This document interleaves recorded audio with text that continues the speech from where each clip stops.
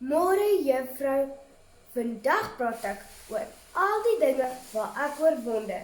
Daar's baie wonders in die wêreld, soos die piramide in Egipte, tot ons eie Tafelberg.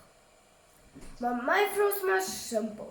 Daar's net te veel dinge nie in plek.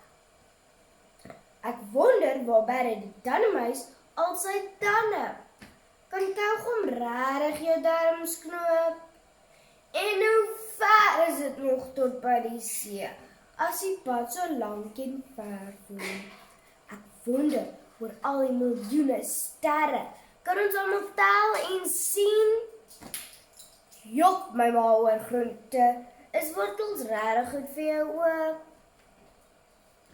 In die naweke word ek so baie maklik wakker. Maar die week voel vir my soos nag.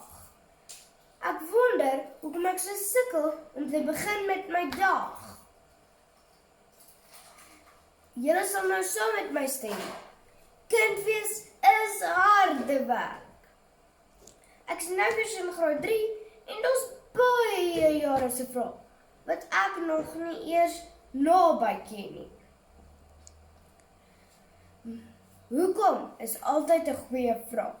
Maar my ouma sê, hoekom het nie rede nie, opset het nie vere nie, en 'n motorfiets het nie deure nie. Dankie juffrou, dankie maats.